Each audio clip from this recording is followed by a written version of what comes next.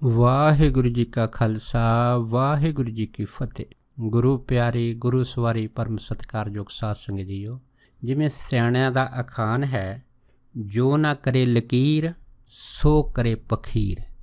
ਜਿਹੜੀਆਂ ਹੱਥ ਦੀਆਂ ਲਕੀਰਾਂ ਕੰਮ ਨਹੀਂ ਕਰ ਸਕਦੀਆਂ, ਕਹਿੰਦੇ ਉਹ ਕੰਮ ਜਿਹੜਾ ਨਾ ਪਖੀਰ ਦੀ ਜੋ ਬਚਨਾਂ ਦੀ ਤਾਕਤ ਹੈਗੀ ਆ, ਉਹ ਇੱਕ ਛਿਣ ਦੇ ਵਿੱਚ ਕਰ ਦਿੰਦੀ ਆ। ਇਸੇ ਕਰਕੇ ਸਾਨੂੰ ਗੁਰਬਾਣੀ ਨੇ ਦੱਸਿਆ ਹੈ ਕਿ ਸਾਧ ਕੀ ਮਹਿਮਾ ਵੇਦ ਨਾ ਜਾਣੇ, ਜੇਤਾ ਸੁਣੇ ਤੇਤਾ ਬਖਿਆਨੇ। ਦੇਖੋ ਅੱਜ ਕੱਲ੍ਹ ਭਾਵੇਂ ਸਾਇੰਸ ਦਾ ਯੁੱਗ ਹੈਗਾ, ਬਹੁਤ ਸਾਰੀਆਂ ਦੀਆਂ ਕਾਢਾਂ ਨਿਕਲੀਆਂ ਹੈਗੀਆਂ ਅਤੇ ਆਮ ਅਸੀਂ ਕਹਿੰਦੇ ਹਾਂ ਕਿ ਅਸੀਂ ਵਿਗਿਆਨਕ ਸੋਚ ਦੇ ਧਾਰਨੀ ਆ। ਪਰ ਦੇਖੋ ਜਿਹੜੀ ਵਿਗਿਆਨ ਹੈਗੀ ਭੌਤਿਕਵਾਦੀ ਹੈਗੀ ਆ। ਵਿਗਿਆਨ ਕੇਵਲ ਅਤੇ ਕੇਵਲ ਅੱਖਾਂ ਦਾ ਔਰ ਦਿਮਾਗ ਦਾ ਵਿਸ਼ਾ ਹੈ, ਲੇਕਿਨ ਜਿਹੜਾ ਮਹਾਂਪੁਰਖਾਂ ਦਾ ਅਧਿਆਤਮਕ ਜੋ ਅੰਦਰ ਤਾਕਤ ਰੂਹਾਨੀਅਤ ਦਾ ਭੰਡਾਰ ਹੁੰਦਾ ਹੈ, ਉਹ ਉਹਨਾਂ ਦੀ ਰਸਨਾ ਅਤੇ ਹਿਰਦੇ ਦੇ ਅੰਦਰ ਹੁੰਦਾ ਹੈਗਾ। ਇਸ ਕਰਕੇ ਉਹਨਾਂ ਦੀ ਤਾਕਤ ਜਿਹੜੀ ਹੈ ਅਗਾਧ ਬੋਧ ਹੁੰਦੀ ਆ। ਉਹ ਜੋ ਵੀ ਵਚਨ ਕਰ ਦੇਣ, ਅਸੰਭਵ ਤੋਂ ਅਸੰਭਵ ਚੀਜ਼ ਵੀ ਉਹਨਾਂ ਵਾਸਤੇ ਸੰਭਵ ਹੋ ਜਾਂਦੀ ਆ। ਇਹ ਹੈ ਮਹਾਂਪੁਰਖਾਂ ਦੇ ਪ੍ਰਵਚਨਾਂ ਦੀ ਤਾਕਤ। ਸੋ ਇਸੇ ਹੀ ਸੰਬੰਧ ਦੇ ਵਿੱਚ ਦਾਸ ਇੱਕ ਐਸੀ ਘਟਨਾ ਆਪ ਸਾਰੀਆਂ ਸੰਗਤਾਂ ਨਾਲ ਸਾਂਝਾ ਕਰਦਾ ਹੈਗਾ, ਜਿਸ ਦੇ ਵਿੱਚ ਕਿਵੇਂ ਇੱਕ ਦਿੱਲੀ ਦੀ ਬੀਬੀ ਦੇ ਬਿਨਾਂ ਬੱਚੇਦਾਨੀ ਤੋਂ 2 ਬੱਚਿਆਂ ਦਾ ਜਿਹੜਾ ਜਨਮ ਬੜੇ ਸਹਿਜ ਅਤੇ ਕੁਦਰਤੀ ਤਰੀਕੇ ਦੇ ਨਾਲ ਹੋਇਆ ਹੈਗਾ। ਸੋ ਇਹ ਜਿਹੜੀ ਘਟਨਾ ਹੈਗੀ ਉਹ ਇਸ ਪ੍ਰਕਾਰ ਹੈ ਕਿ ਇਹ ਜਿਹੜੇ ਦੋਨੇ ਮੀਆਂ ਬੀਬੀ ਦਿੱਲੀ 'ਚ ਰਹਿੰਦੇ ਸੀਗੇ, ਇਹ ਦੋਨੇ ਬੈਂਕ ਦੇ ਵਿੱਚ ਮੈਨੇਜਰ ਸੀਗੇ। ਅਤੇ ਇੱਕ ਵਾਰ ਕੀ ਹੋਇਆ, ਇਹਨਾਂ ਨੇ ਆਪਣਾ ਜਿਸ ਘਰ 'ਚ ਰਹਿੰਦੇ ਸੀਗੇ ਉਸ ਘਰ ਨੂੰ ਰੰਗ ਰੋਗਨ ਕਰਨ ਵਾਸਤੇ ਕੁਛ ਜਿਹੜੇ ਹਨ ਬਾਹਰਲੇ ਬੰਦੇ ਜਿਹੜੇ ਬੁਲਾਏ ਆ। ਜਦੋਂ ਬੰਦੇ ਘਰ ਦੇ ਵਿੱਚ ਰੰਗ ਰੋਗਨ ਕਰਨ ਲੱਗੇ, ਇਹ ਦੋਨੇ ਜਿਹੜੇ ਮੀਆਂ ਬੀਬੀ ਸੀ ਇਹ ਆਪਣੇ ਬੈਂਕ ਦੇ ਵਿੱਚ ਕਾਰਜ ਵਾਸਤੇ ਜਿਵੇਂ ਆਮ ਆਉਂਦੇ ਇਸ ਤਰ੍ਹਾਂ ਡਿਊਟੀ ਕਰਦੇ ਹੁੰਦੇ ਸੀ। ਉਹਨਾਂ ਰੰਗ ਰੋਗਨ ਵਾਲਿਆਂ ਨੇ ਦੇਖਿਆ ਵੀ ਇਹ ਘਰ ਦੇ ਵਿੱਚ ਪੈਸਾ ਬੜਾ ਦੋਨੇ ਜਿਹੜੀ ਨੌਕਰੀ ਆ ਬੈਂਕ 'ਚ ਕਰ ਰਹੇ ਆ। ਇਸ ਕਰਕੇ ਉਹਨਾਂ ਦੇ ਮਨ ਦੇ ਵਿੱਚ ਇਸ ਘਰ ਨੂੰ ਲੁੱਟਣ ਦੀ ਸਕੀਮ ਆ ਗਈ। ਉਹਨਾਂ ਦਾ ਜਿਹੜਾ ਮਨ ਸੀਗਾ, ਜਿਹੜੇ ਰੰਗ ਰੋਗਨ ਕਰਦੇ ਸੀ, ਦਿਲ ਬੇਈਮਾਨ ਹੋ ਗਿਆ। ਉਹਨਾਂ ਨੇ ਇੱਕ ਬੜੀ ਭਿਆਨਕ ਘਟਨਾ ਜਿਹੜੀ ਆ ਉਸ ਘਰ ਦੇ ਵਿੱਚ ਇਲਜ਼ਾਮ ਦੇ ਦਿੱਤੀ। ਉਹਨਾਂ ਰੰਗ ਰੋਗਨ ਵਾਲਿਆਂ ਨੇ ਕੀ ਕੀਤਾ ਕਿ ਇਸੇ ਹੀ ਪਰਿਵਾਰ ਦੇ ਖਾਸ ਕਰਕੇ ਜਿਹੜਾ ਮੈਨੇਜਰ ਸੀਗਾ ਉਹਦੇ ਮਾਤਾ ਪਿਤਾ ਅਤੇ ਉਹਦਾ ਇੱਕੋ ਇੱਕ ਲੜਕਾ, ਉਹਦਾ ਘਰ ਦੇ ਵਿੱਚ ਕਤਲ ਕਰ ਦਿੱਤਾ। ਕਤਲ ਕਰਕੇ ਜਿੰਨਾ ਵੀ ਸਾਰਾ ਸਮਾਨ ਸੀਗਾ ਲੈ ਕੇ ਉਹ ਜਿਹੜੇ ਲੋਕੀ ਸੀਗੇ ਉਹ ਰਫੂ ਚੱਕਰ ਹੋ ਗਏ। ਜਦ ਰਫੂ ਚੱਕਰ ਹੋ ਗਏ, ਜਦ ਇਸ ਮੈਨੇਜਰ ਅਤੇ ਇਹਦੀ ਘਰਵਾਲੀ ਨੂੰ ਜਦ ਇਸ ਘਟਨਾ ਦਾ ਪਤਾ ਲੱਗਾ, ਬਸ ਫੇਰ ਕੀ ਸੀ, ਇਹਨਾਂ ਦਾ ਜਿਹੜਾ ਸੀ ਹਾਲ ਬੇਹਾਲ ਹੋ ਗਿਆ। ਕਿਉਂਕਿ ਇਹ ਮੈਨੇਜਰ ਜਿਹੜਾ ਸੀਗਾ ਮਾਤਾ ਪਿਤਾ ਦਾ ਇਕਲੌਤਾ ਲੜਕਾ ਸੀਗਾ ਅਤੇ ਇਹਦੀਆਂ 2 ਭੈਣਾਂ ਸੀਗੀਆਂ ਅਤੇ ਗਾਂ ਜਿਹੜਾ ਦਾ ਲੜਕਾ ਸੀਗਾ ਉਹ ਵੀ ਇਕਲੌਤਾ ਸੀਗਾ ਅਤੇ ਉਹਦੀ ਵੀ ਜਿਹੜੀ ਹੱਤਿਆ ਸੀਗੀ ਉਹਨਾਂ ਲਟੇਰਿਆਂ ਨੇ ਜਿਹੜੀ ਸੀਗੀ ਇਸ ਭੇਖ ਦੇ ਵਿੱਚ ਕਰ ਦਿੱਤੀ ਸੀ। ਉਸ ਤੋਂ ਬਾਅਦ ਇਸ ਮੈਨੇਜਰ ਦਾ ਜਿਹੜਾ ਦਿਲ ਸੀਗਾ ਇੰਨਾ ਟੁੱਟ ਗਿਆ ਸੀਗਾ ਕਿ ਇਹਨੇ ਮਨ ਦੇ ਵਿੱਚ ਪੱਕਾ ਫੈਸਲਾ ਕਰ ਲਿਆ ਕਿ ਮੈਂ ਸੁਸਾਈਡ ਕਰ ਦੇਣਾ, ਮੈਂ ਮਰ ਜਾਣਾ ਹੈਗਾ, ਮੇਰਾ ਦੁਨੀਆ ਦੇ ਵਿੱਚ ਹੁਣ ਜੀਣ ਦਾ ਕੋਈ ਹੱਕ ਨਹੀਂ ਹੈਗਾ। ਕਿਉਂਕਿ ਮੈਂ ਕਿਹਦੇ ਵਾਸਤੇ ਜੀਣਾ ਹੈਗਾ, ਜਿਸ ਬੱਚੇ ਨਾਲ ਮੇਰਾ ਇੱਕੋ ਇੱਕ ਸੀਗਾ, ਜਿਹਦੇ ਨਾਲ ਮੈਨੂੰ ਇੰਨਾ ਪਿਆਰ ਸੀਗਾ, ਇੰਨਾ ਮੋਹ ਸੀਗਾ, ਜਿਹਦੇ ਕਰਕੇ ਮੈਂ ਦਿਨ ਰਾਤ ਇੰਨੀ ਮੁਸ਼ੱਕਤ ਕਰਦਾ ਸੀਗਾ, ਹੁਣ ਮੈਂ ਮਿਹਨਤ ਕਿਹਦੇ ਵਾਸਤੇ ਕਰਨੀ ਆ। ਇਸ ਤਰ੍ਹਾਂ ਦੇ ਜਿਹੜੇ ਵਿਚਾਰ ਸੀਗੇ ਜਦ ਮੈਨੇਜਰ ਦੇ ਅੰਦਰ ਆਉਂਦੇ ਸੀਗੇ ਅਤੇ ਇਹ ਬਹੁਤ ਉੱਚੀ ਉੱਚੀ ਜਿਹੜਾ ਸੀਗਾ ਘਰ ਦੇ ਵਿੱਚ ਰੋਂਦਾ ਸੀਗਾ। ਅਤੇ ਇਹਦਾ ਇੱਕ ਸਾਂਢੂ ਸੀਗਾ ਜਿਹੜਾ ਗਵਾਲੀਅਰ ਦੇ ਵਿੱਚ ਕਿਸੇ ਐਗਰੀਕਲਚਰ ਵਿਭਾਗ ਦੇ ਅੰਦਰ ਪ੍ਰੋਫੈਸਰ ਦਾ ਕੰਮ ਕਰਦਾ ਹੁੰਦਾ ਸੀ। ਜਦੋਂ ਉਹਨੂੰ ਵੀ ਇਸ ਘਟਨਾ ਦਾ ਪਤਾ ਲੱਗਾ, ਉਹ ਵੀ ਦਿੱਲੀ ਪਹੁੰਚਿਆ। ਪਰ ਉਹਨਾਂ ਨੇ ਜਦ ਆਪਣੇ ਸਾਂਢੂ ਅਤੇ ਇਹ ਜਿਹੜੀ ਇਹਦੀ ਘਰਵਾਲੀ ਸਾਲੀ ਇਹਨਾਂ ਦੀ ਹਾਲਤ ਦੇਖੀ ਆ ਤਾਂ ਉਹਦੇ ਮਨ ਦੇ ਵਿੱਚ ਆਇਆ ਕਿ ਅਗਰ ਮੈਂ ਇਹਨਾਂ ਨੂੰ ਕੋਈ ਨਾ ਕੋਈ ਹੌਸਲਾ ਨਾ ਦਿੱਤਾ ਤਾਂ ਇਹ ਆਪਣਾ ਜਿਹੜਾ ਜੀਵਨ ਸਦਾ ਵਾਸਤੇ ਸਮਾਪਤ ਕਰ ਲੈਣਗੇ। ਇਸ ਕਰਕੇ ਜਿਹੜਾ ਗਵਾਲੀਅਰ ਵਾਲਾ ਸਾਂਢੂ ਸੀਗਾ ਉਹ ਬਿੰਦਰਾਵਨ ਦੇ ਵਿੱਚ ਇੱਕ ਮਹਾਤਮਾ ਹੋਇਆ ਜਿਨ੍ਹਾਂ ਨੂੰ ਪਹਾੜੀ ਬਾਬਾ ਕਹਿੰਦੇ ਆ। ਇਹ ਜਿਹੜੇ ਮਹਾਤਮਾ ਸੀਗੇ ਬਹੁਤ ਉੱਚ ਕੋਟੀ ਦੇ ਪਰਮਹੰਸ ਸਾਧੂ ਹੋਏ ਆ। ਸੋ ਇਹ ਜਿਹੜੇ ਸੀਗੇ ਗਵਾਲੀਅਰ ਵਾਲੇ, ਇਹ ਉਹਨਾਂ ਦੇ ਸੇਵਕ ਸੀਗੇ। ਮਨ 'ਚ ਸੋਚਿਆ ਵੀ ਹੋਵੇ ਨਾ ਹੋਵੇ ਮੈਂ ਇਹਨਾਂ ਨੂੰ ਉਹਨਾਂ ਪਰਮਹੰਸ ਮਹਾਂਪੁਰਖਾਂ ਦੇ ਪਾਸ ਲੈ ਜਾਵਾਂ ਤਾਂ ਜੋ ਉਹ ਜਿਹੜੇ ਮਹਾਂਪੁਰਖ ਹੈਗੇ ਇਹਨਾਂ ਨੂੰ ਕੁਛ ਪ੍ਰਵਚਨ ਸੁਣਾ ਕੇ ਇਹਨਾਂ ਦਾ ਹੌਸਲਾ ਬੁਲੰਦ ਕਰਨਗੇ, ਇਹਨਾਂ ਦਾ ਜਿਹੜਾ ਡਿੱਗਦਾ ਮਨ ਹੈਗਾ ਉਸ ਨੂੰ ਸ਼ਾਂਤ ਕਰਨ ਵਿੱਚ ਇਹਨਾਂ ਦੀ ਸਹਾਇਤਾ ਕਰਨਗੇ। ਇਹ ਸੋਚ ਕੇ ਉਹ ਜਿਹੜੇ ਸਾਂਢੂ ਸੀਗੇ ਉੱਥੇ ਖਾਕ ਚੌਂਕ ਦੇ ਵਿੱਚ ਆ ਕੇ ਇਹਨਾਂ ਮਹਾਤਮਾ ਦੇ ਪਾਸ ਇਹਨਾਂ ਨੂੰ ਉੱਥੇ ਲੈ ਆਏ। ਜਦ ਉੱਥੇ ਲੈ ਆਇਆ ਇਹਨਾਂ ਨੇ ਆ ਕੇ ਜਦ ਮਹਾਂਪੁਰਖਾਂ ਦੇ ਚਰਨਾਂ 'ਚ ਮੱਥਾ ਟੇਕਿਆ ਅਤੇ ਜਿਹੜੀ ਸਾਰੀ ਘਟਨਾ ਸੀਗੀ ਉਹਨਾਂ ਮਹਾਂਪੁਰਖਾਂ ਦੇ ਨਾਲ ਸਾਂਝੀ ਕੀਤੀ। ਜਦ ਪਹਾੜੀ ਬਾਬਾ ਜੀ ਨੇ ਸਾਰੀ ਘਟਨਾ ਸਾਂਝੀ ਕੀਤੀ ਸੀਗੀ, ਫਿਰ ਉਸ ਗਵਾਲੀਅਰ ਦੇ ਸਾਂਢੂ ਨੇ ਦੱਸਿਆ ਹੈ ਕਿ ਇਹਦਾ ਮਨ ਜਿਹੜਾ ਇੰਨਾ ਟੁੱਟ ਗਿਆ ਹੈਗਾ ਅਤੇ ਇਹਨੇ ਫੈਸਲਾ ਕਰ ਲਿਆ ਕਿ ਹੁਣ ਕੇਵਲ ਅਤੇ ਕੇਵਲ ਮੈਂ ਸੁਸਾਈਡ ਹੀ ਕਰਨਾ ਹੈਗਾ, ਮੈਂ ਮਰ ਜਾਣਾ ਹੈਗਾ, ਕਿਉਂਕਿ ਹੋਰ ਮੇਰਾ ਜੀਣ ਦਾ ਦੁਨੀਆ ਦੇ ਵਿੱਚ ਉਚਿਤ ਨਹੀਂ ਹੈ। ਜਦ ਇਹ ਜਿਹੜੇ ਵਿਚਾਰ ਸੀ ਉਹ ਸਾਂਢੂ ਨੇ ਮਹਾਂਪੁਰਖਾਂ ਨੂੰ ਦੱਸੇ। ਫਿਰ ਦੇਖੋ ਜਿਹੜੇ ਬਾਬਾ ਪਹਾੜੀ ਬਾਬਾ ਸੀ ਥੋੜ੍ਹੇ ਰੋਬ ਜਿਹੇ ਆਏ। ਉਹ ਕਹਿਣ ਲੱਗੇ ਅਗਰ ਤੂੰ ਮਰਨਾ ਹੀ ਹੈ, ਮੰਜਰ ਦਿੱਲੀ ਵਾਲੇ ਨੂੰ ਕਹਿਣ ਲੱਗੇ, ਤਾਂ ਫਿਰ ਮਰ ਜਾ।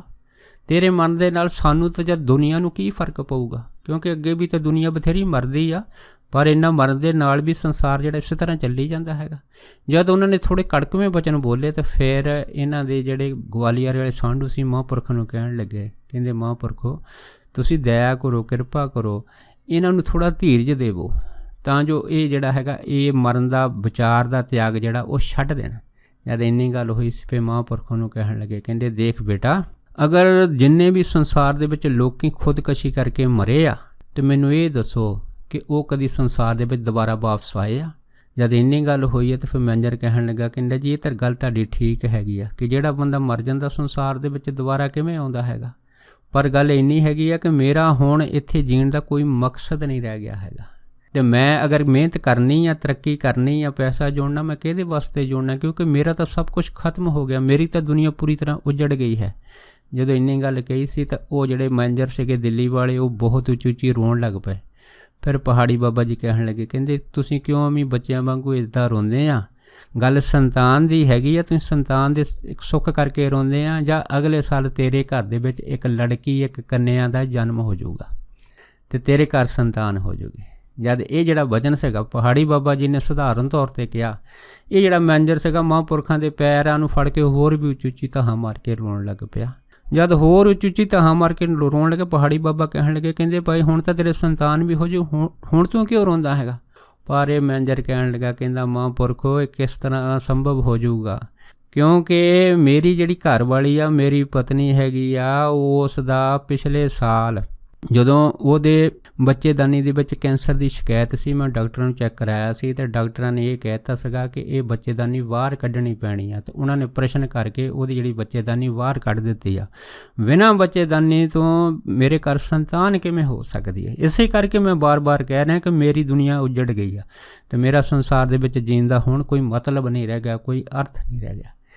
ਜਦ ਉਸ ਮੈਨੇਜਰ ਦਿੱਲੀ ਵਾਲੇ ਨੇ ਮਹਾਂਪੁਰਖਾਂ ਨੂੰ ਇਹ ਗੱਲ ਕਹੀ ਤਾਂ ਫਿਰ ਪਹਾੜੀ ਬਾਬਾ ਜਿਹੜੇ ਸੀਗੇ ਉਹ ਰੋਸ ਦੇ ਵਿੱਚ ਆਏ। ਜਦ ਰੋਹ ਦੇ ਵਿੱਚ ਆਇਆ ਤਾਂ ਉਹ ਕਹਿਣ ਲੱਗੇ, ਕਹਿੰਦੇ ਕਿਉਂ ਤੂੰ ਬਕ ਲਾਈ ਆ, ਕਿਉਂ ਤੂੰ ਬਕ ਕਰਦਾ ਹੈਗਾ, ਕੀ ਜਿਹੜੇ ਡਾਕਟਰ ਹੈਗੇ ਆ ਉਹ ਰੱਬ ਤੋਂ ਵੱਡੇ ਹੋ ਗਏ ਆ। ਜਦ ਇੰਨੀ ਗੱਲ ਪਹਾੜੀ ਬਾਬਾ ਜੀ ਨੇ ਬੜੀ ਰੋਹਬ ਦੇ ਨਾਲ ਬੜੀ ਉੱਚੀ ਦੇਣੀ ਉਸ ਮੈਨੇਜਰ ਨੂੰ ਕਹੀ ਆ, ਉਹ ਜਿਹੜਾ ਮੈਨੇਜਰ ਸੀਗਾ ਬਾਬਾ ਜੀ ਵੱਲ ਦੇਖਣ ਲੱਗ ਪਿਆ। ਤਾਂ ਫਿਰ ਇਹਦਾ ਜਿਹੜਾ ਸਾਂਢੂ ਗਵਾਲੀਅਰ ਵਾਲਾ ਸੀਗਾ ਉਹ ਉਸ ਨੂੰ ਕਹਿਣ ਲੱਗਾ, ਕਹਿੰਦਾ ਇੱਦਾਂ ਕਰ, ਛੇਤੀ ਕਰ, ਬਾਹਰ ਆ ਜਾ, ਕਿਉਂ ਜੋ ਬਚਨ ਹੋਣਾ ਸੀ ਉਹ ਤਾਂ ਹੋ ਗਿਆ, ਜੋ ਖੈਰ ਪੈਣੀ ਸੀ ਪੈ ਗਈ। ਪਰ ਇਹ ਜਿਹੜਾ ਦਿੱਲੀ ਵਾਲਾ ਮੈਨੇਜਰ ਸੀਗਾ ਉਹਨਾਂ ਨੂੰ ਕਹਿਣ ਲੱਗਾ ਕਿ ਬਿਨਾਂ ਬੱਚੇਦਾਨੀ ਤੋਂ ਮੇਰੇ ਘਰ ਬੱਚਾ ਕਿਵੇਂ ਹੋ ਸਕਦਾ, ਜੇ ਅਗਰ ਬੱਚੇਦਾਨੀ ਮੇਰੇ ਘਰ ਵਾਲੀ ਦੀ ਹੁੰਦੀ ਤਾਂ ਫਿਰ ਤਾਂ ਮੈਨੂੰ ਥੋੜ੍ਹੀ ਬਹੁਤੀ ਆਸ ਹੋ ਜਾਂਦੀ। ਅਸੀਂ ਤਾਂ ਅੱਜ ਆਪਰੇਸ਼ਨ ਕਰਕੇ ਸਾਰਾ ਖੇਡ ਜਿਹੜਾ ਹੈਗਾ ਉਹ ਖ਼ਤਮ ਕਰ ਚੁੱਕੇ ਹਾਂ। ਜਦ ਇੰਨੀ ਗੱਲ ਹੋਈ ਤਾਂ ਪਹਾੜੀ ਬਾਬਾ ਜੀ ਕਹਿੰਦੇ ਚੁੱਪ ਕਰਕੇ ਬੈਠ ਜਾ, ਇੱਥੋਂ ਚਲਾ ਜਾ, ਨਹੀਂ ਤਾਂ ਹੋਰ ਕੋਈ ਗੱਲ ਨਾ ਮੇਰੇ ਤੋਂ ਸੁਣ ਲਈ। ਜਦ ਉਹਨਾਂ ਨੇ ਇਹ ਗੱਲ ਕਹੀ ਆ, ਖੈਰ ਉਹ ਜਿਹੜੇ ਇਹਨਾਂ ਦੇ ਸਾਂਢੂ ਗਵਾਲੀਅਰ ਵਾਲੇ ਸੀਗੇ ਆਪਣੇ ਦਿੱਲੀ ਵਾਲੇ ਸਾਂਢੂ ਨੂੰ ਜਿਹੜੇ ਸੀ ਉਹ ਖਿੱਚ ਕੇ ਬਾਹਰ ਲਾਏ। ਪਰ ਇਹ ਜਿਹੜਾ ਦਿੱਲੀ ਵਾਲਾ ਮੈਨੇਜਰ ਸੀਗਾ ਇਹਦੇ ਮਨ ਦੇ ਵਿੱਚ ਕਰਤੀ ਜਿੰਨਾ ਵਿਸ਼ਵਾਸ ਨਹੀਂ ਸੀ, ਕਿਉਂਕਿ ਇਹਦੀ ਸੋਚ ਜਿਹੜੀ ਸੀਗੀ ਉਹ ਵਿਗਿਆਨਕ ਸੀਗੀ, ਵਿਗਿਆਨ ਦੇ ਆਧਾਰ ਦੇ ਉੱਤੇ ਬਿਨਾਂ ਬੱਚੇਦਾਨੀ ਤੋਂ ਕਦੀ ਬੱਚਾ ਹੋ ਨਹੀਂ ਸਕਦਾ ਹੈ। ਪਰ ਉਹ ਇਹ ਨਹੀਂ ਜਾਣਦਾ ਕਿ ਸਾਧ ਕੀ ਮਹਿਮਾ ਵੇਦ ਨਾ ਜਾਣੇ, ਜੇਤਾ ਸੁਣੇ ਤੇਤਾ ਬਖਿਆਨੇ। ਖੈਰ ਉਹੀ ਜੋ ਮਹਾਂਪੁਰਖਾਂ ਦਾ ਬਚਨ ਸੀਗਾ ਉਹ ਟੱਲ ਸੀਗਾ, ਅਗਾਧ ਬੋਧ ਹੋਇਆ। ਇਹਦੀ ਘਰਵਾਲੀ ਜਿਹੜੀ ਸੀ ਉਹ ਸਮਾਂ ਪਾ ਕੇ ਗਰਭਵਤੀ ਹੋ ਗਈ। ਜਦ ਗਰਭਵਤੀ ਹੋ ਗਈ ਉਹ ਮੈਨੇਜਰ ਜਿਹੜਾ ਸੀਗਾ ਇਹ ਦੇਖ ਕੇ ਹੱਕਾ ਬੱਕਾ ਰਹਿ ਗਿਆ। ਉਹਨੇ ਡਾਕਟਰਾਂ ਨੂੰ ਚੈੱਕ ਕਰਾਇਆ, ਡਾਕਟਰ ਕਹਿੰਦੇ ਤੁਹਾਡੀ ਜਿਹੜੀ ਪਤਨੀ ਹੈਗੀ ਆ ਇਹ ਹੁਣ ਗਰਭਵਤੀ ਹੈਗੀ ਆ। ਪਰ ਹੁਣ ਬਿਨਾਂ ਬੱਚੇਦਾਨੀ ਤੋਂ ਇਹ ਗਰਭਵਤੀ ਕਿਵੇਂ ਹੋ ਗਈ, ਇਹ ਤਾਂ ਇਹਨਾਂ ਦੇ ਦੋਨੇ ਜਿਹੜੇ ਮੈਨੇਜਰ ਅਤੇ ਮੈਨੇਜਰ ਦੀ ਘਰਵਾਲੀ ਸੀਗੀ ਉਹਨਾਂ ਦੀ ਸੋਚ ਤੋਂ ਪਰੇ ਸੀਗਾ। ਖੈਰ ਉਹਨਾਂ ਨੇ ਕੀ ਕੀਤਾ, ਇਹ ਗੱਲ ਜਿਹੜੀ ਸੀ ਅੰਦਰੋਂ ਅੰਦਰ ਹੀ ਦੱਬ ਲਈ। ਪਰ ਜਦ ਸਮਾਂ ਆਇਆ ਅਤੇ ਜਦ ਉਹਦਾ ਜਿਹੜਾ ਸੀਗਾ ਸਮੇਂ ਉਹਦਾ ਇਲਾਜ ਟਰੀਟ ਜਿਹੜਾ ਸੀਗਾ ਉਹ ਹੌਸਪੀਟਲ ਚੱਲਦਾ ਰਿਹਾ। ਜਦ ਫਿਰ ਆਖਰੀ ਸਮਾਂ ਆਇਆ ਡਾਕਟਰਾਂ ਨੇ ਕਿਹਾ ਕਿ ਤੇਰੀ ਘਰਵਾਲੀ ਦਾ ਆਪਰੇਸ਼ਨ ਕਰਨਾ ਪੈਣਾ ਹੈਗਾ। ਅਤੇ ਜਦੋਂ ਉਹਦਾ ਫਿਰ ਡਾਕਟਰ ਨੇ ਆਪਰੇਸ਼ਨ ਕੀਤਾ, ਡਾਕਟਰ ਹੈਰਾਨ ਰਹਿ ਗਏ ਕਿ ਉਹ ਜਿਹੜਾ ਬੱਚੀ ਸੀਗੀ ਉਹਦੇ ਪੇਟ ਦੇ ਵਿੱਚ ਉਹ ਤਾਂ ਬਿਲਕੁਲ ਸਹੀ ਸਲਾਮਤ ਸੀਗੀ, ਬਿਲਕੁਲ ਕੁਦਰਤੀ ਹਾਲਤ ਦੇ ਵਿੱਚ ਸੀਗੀ, ਪੂਰੀ ਤੰਦਰੁਸਤ ਸੀ। ਪਰ ਹੈਰਾਨ ਸੀ ਬਿਨਾਂ ਬੱਚੇਦਾਨੀ ਤੋਂ ਇਹ ਬੱਚੀ ਪੇਟ ਦੇ ਵਿੱਚ ਕਿਵੇਂ ਪਲ ਗਈ ਆ। ਇਹ ਦੇਖ ਕੇ ਜਿਹੜੇ ਡਾਕਟਰ ਸੀਗੇ ਉਹਨਾਂ ਦੀ ਵਿਗਿਆਨਕ ਸੋਚ ਜਿਹੜੀ ਸੀ ਬਿਲਕੁਲ ਸਿਫਰ ਹੋ ਗਈ। ਉਹ ਸਿਰ ਫੜ ਕੇ ਬੈਠ ਗਏ। ਫਿਰ ਉਹਨਾਂ ਨੇ ਜਿਹੜੀ ਸੀ ਇਸ ਮੈਨੇਜਰ ਅਤੇ ਉਹਦੀ ਘਰਵਾਲੀ ਨੇ ਜਿਹੜੀ ਸੀ ਉਹ ਗੱਲ ਕੀਤੀ ਕਿ ਇਹ ਕਿਵੇਂ ਹੋ ਗਿਆ। ਫਿਰ ਇਹਨਾਂ ਨੇ ਦੱਸਿਆ ਸੀਗਾ ਕਿ ਅਸੀਂ ਪਹਾੜੀ ਬਾਬਾ ਜੀ ਦੇ ਪਾਸ ਖਾਕ ਚੌਂਕ 'ਚ ਗਏ ਸੀ, ਉਹਨਾਂ ਨੇ ਸਾਡੇ ਨਾਲ ਵਚਨ ਕੀਤਾ ਸੀਗਾ। ਸੋ ਜਦ ਇਹ ਜਿਹੜਾ ਚਮਤਕਾਰੀ ਵਚਨ ਜਿਹੜਾ ਡਾਕਟਰ ਨੇ ਸੁਣਿਆ, ਫਿਰ ਡਾਕਟਰ ਨੇ ਕਿਹਾ ਵੀ ਇਹ ਗੱਲ ਮੰਨਣ ਵਾਲੀ ਹੈਗੀ ਆ ਕਿ ਮਹਾਂਪੁਰਖਾਂ ਦੇ ਬਚਨਾਂ ਦੀ ਤਾਕਤ ਦੇ ਅੱਗੇ ਸਾਇੰਸ ਜਿਹੜੀ ਆ ਬਿਲਕੁਲ ਸਿਫਰ ਹੈਗੀ ਆ, ਜ਼ੀਰੋ ਹੈਗੀ ਆ। ਕਿਉਂ? ਉੱਥੇ ਸਾਇੰਸ ਦਾ ਕੋਈ ਵਸ ਨਹੀਂ ਚੱਲਦਾ। ਅੱਜ ਭਾਵੇਂ 21ਵੀਂ ਸਦੀ ਦੇ ਵਿੱਚ ਬਹੁਤ ਜ਼ਿਆਦਾ ਖੋਜਾਂ ਹੋ ਰਹੀਆਂ, ਲੇਕਿਨ ਮਹਾਂਪੁਰਖਾਂ ਦੇ ਪ੍ਰਵਚਨਾਂ ਦੀ ਤਾਕਤ ਉਹੀ ਜਾਣਦੇ ਆ ਜਿਹੜੇ ਇਹਨਾਂ ਮਹਾਂਪੁਰਖਾਂ ਦੀ ਸੇਵਾ ਕਰਦੇ, ਸੰਗਤ ਕਰਦੇ ਆ। ਕਿਉਂਕਿ ਇਹ ਬਾਣੀ ਸਿਰਫ ਗੁਰਮੁਖਾਂ ਨੂੰ ਸਮਝ ਆਉਂਦੀ ਆ। ਨਾਸਤਿਕ ਆਦਮੀ ਜਿਹੜੇ ਆ ਉਹਨਾਂ ਦੀਆਂ ਗੱਲਾਂ ਇਹ ਸੋਚ ਤੋਂ ਪਰੇ ਆ। ਖੈਰ, ਇਹ ਜਦ ਇਹਨਾਂ ਦੀ ਲੜਕੀ ਹੋਈ ਆ, ਲੜਕੀ ਖੂਬਸੂਰਤ ਸੀਗੀ। ਇਹ ਬੱਚੀ ਜਿਹੜੀ ਆ ਥੋੜ੍ਹੀ ਜਵਾਨ ਹੋਈ ਆ, ਤਕਰੀਬਨ 4-5 ਸਾਲ ਦੀ ਹੋਈ ਆ। ਅਤੇ ਇਹਨਾਂ ਦਾ ਜਿਹੜਾ ਵਿਸ਼ਵਾਸ ਸੀਗਾ ਪਹਾੜੀ ਬਾਬਾ ਜੀ ਦੀ ਸੇਵਾ ਦੇ ਵਿੱਚ ਇੰਨਾ ਵੱਧ ਗਿਆ ਸੀਗਾ ਕਿ ਜਦੋਂ ਵੀ ਇਸ ਪਰਿਵਾਰ ਨੂੰ ਜਿਹੜਾ ਸੀ ਸਮਾਂ ਮਿਲਦਾ, ਇਹ ਜ਼ਰੂਰ ਖਾਕ ਚੌਂਕ ਜਾਂਦੇ ਅਤੇ ਮਹਾਂਪੁਰਖਾਂ ਦੀ ਸੇਵਾ ਦੇ ਵਿੱਚ ਹਿੱਸਾ ਲੈਂਦੇ। ਅਤੇ ਦੇਖੋ, ਜਿਵੇਂ ਮਾਂ ਦੇ ਮਨ ਦੇ ਵਿੱਚ ਇੱਕ ਮਮਤਾ ਹੁੰਦੀ ਆ ਕਿ ਉਹਨਾਂ ਦੀ ਵੰਸ਼ ਵਧੇ, ਕਿਉਂਕਿ ਇੱਕੋ ਇੱਕ ਹੁਣ ਲੜਕੀ ਸੀਗੀ ਅਤੇ ਇਹਦਾ ਮੈਨੇਜਰ ਦੀ ਘਰਵਾਲੀ ਦਾ ਘਰ ਵਾਲਾ ਵੀ ਇੱਕੋ ਇੱਕ ਸੀਗਾ। ਫਿਰ ਇਹਨਾਂ ਨੇ ਉਸ ਬੱਚੀ ਨੂੰ ਇਹ ਸਿਖਾਤਾ ਕਿ ਜਦੋਂ ਸਮਾਂ ਆਊਗਾ ਹੈ ਨਾ, ਅਤੇ ਅਸੀਂ ਤੈਨੂੰ ਦੱਸਾਂਗੇ, ਤੈਂ ਬਾਬਾ ਜੀ ਦੇ ਪਾਸ ਜਾ ਕੇ ਬੇਨਤੀ ਕਰਨੀ ਹੈ ਕਿ ਬਾਬਾ ਜੀ ਮੈਨੂੰ ਇੱਕ ਵੀਰਾ ਦੇ ਦਿਓ ਤਾਂ ਜੋ ਅਸੀਂ ਹੈ ਨਾ ਦੋਨੇ ਘਰ ਦੇ ਵਿੱਚ ਖੇਲੀਏ। ਜਦ ਇਹ ਜਿਹੜੀ ਬੱਚੀ ਨੂੰ ਇਹਨਾਂ ਦੇ ਮਾਂ ਬਾਪ ਨੇ ਸਾਰੀ ਚੀਜ਼ ਜਿਹੜੀ ਸੀ ਉਹ ਸਿਖਾਤੀ, ਵਾਕਿਆ ਜਦ ਸਮਾਂ ਆਇਆ ਅਤੇ ਪਹਾੜੀ ਬਾਬਾ ਜੀ ਜਿਹੜੇ ਸੀਗੇ ਕਿਸੇ ਆਨੰਦ ਦੀ ਮੁੰਦਰਾ ਦੇ ਵਿੱਚ ਇਕੱਲੇ ਬੈਠੇ ਸੀਗੇ। ਇਹ ਦੇਖ ਕੇ ਮੈਨੇਜਰ ਦੀ ਘਰਵਾਲੀ ਨੇ ਆਪਣੀ ਬੱਚੀ ਨੂੰ ਹੈ ਨਾ ਪਹਾੜੀ ਬਾਬਾ ਜੀ ਦੇ ਪਾਸ ਭੇਜਤਾ ਕਿ ਜਾ ਕੇ ਤੂੰ ਬਾਬਾ ਜੀ ਨੂੰ ਇਹ ਗੱਲ ਕਹਿਣੀ ਆ ਕਿ ਬਾਬਾ ਜੀ ਮੈਨੂੰ ਇੱਕ ਵੀਰਾ ਦੇ ਦਿਓ। ਜਦ ਇੰਨੀ ਗੱਲ ਹੋਈ ਆ ਅਤੇ ਹੁਣ ਇਹ ਬੱਚੀ ਜਿਹੜੀ ਸੀਗੀ ਇਹਨਾਂ ਗੱਲਾਂ ਤੋਂ ਵਾਕਫ ਨਹੀਂ ਸੀ, ਉਹਨਾਂ ਨੂੰ ਪਤਾ ਨਹੀਂ ਸੀ ਸੰਸਾਰ ਦੇ ਵਿੱਚ ਜੁਗਤੀ ਜਾਂ ਚਤਰਾਈਆਂ ਕੀ ਹੁੰਦੀਆਂ। ਇਹਨੇ ਜਾ ਕੇ ਹੈ ਨਾ ਬਾਬਾ ਜੀ ਦੇ ਪਾਸ ਜਾ ਕੇ ਬੇਨਤੀ ਕੀਤੀ, ਕਹਿੰਦੀ ਬਾਬਾ ਜੀ ਮੈਨੂੰ ਇੱਕ ਵੀਰਾ ਦੇ ਦਿਓ। ਜਦ ਇੰਨੀ ਗੱਲ ਹੋਈ ਆ ਅਤੇ ਜਦ ਇਹਨੇ ਆਪਣਾ ਇੱਕ ਵੀਰ ਮੰਗਿਆ, ਇੱਕ ਭਰਾ ਮੰਗਿਆ, ਅਤੇ ਫਿਰ ਪਹਾੜੀ ਬਾਬਾ ਜੀ ਨੇ ਹੈ ਨਾ ਇਹਦੇ ਵੱਲ ਅੱਖ ਚੱਕ ਕੇ ਇਸ ਬੱਚੀ ਵੱਲ ਦੇਖਿਆ। ਦੇਖ ਕੇ ਕਹਿਣ ਲੱਗੇ, ਕਹਿੰਦੇ ਤੈਨੂੰ ਕੌਣ ਕਹਿੰਦਾ ਹੈਗਾ ਕਿ ਤੈਨੂੰ ਵੀਰਾ ਚਾਹੀਦਾ ਹੈ। ਜਦ ਇੰਨੀ ਗੱਲ ਹੋਈ ਆ ਅਤੇ ਇਹਦੀ ਜਿਹੜੀ ਮਾਂ ਸੀਗੀ ਯਕਦਮ ਕੋਲ ਆ ਕੇ ਕਹਿਣ ਲੱਗੀ, ਕਹਿੰਦੇ ਬਾਬਾ ਜੀ ਮੇਰੀ ਬੱਚੀ ਮੈਨੂੰ ਅਕਸਰ ਇਹ ਕਹਿੰਦੀ ਆ ਕਿ ਜਿੰਨੀਆਂ ਵੀ ਮੇਰੀਆਂ ਸਹੇਲੀਆਂ ਬੱਚੀਆਂ ਸਾਰਿਆਂ ਦੇ ਵੀਰੇ ਆ, ਮੇਰਾ ਵੀਰਾ ਕੋਈ ਨਹੀਂ, ਮੈਂ ਰੱਖੜੀ ਕਿਹਦੀ ਬੰਨੂਗੀ, ਮੈਂ ਘਰ ਦੇ ਵਿੱਚ ਇਕੱਲੀ ਰਹਿੰਦੀ ਹਾਂ।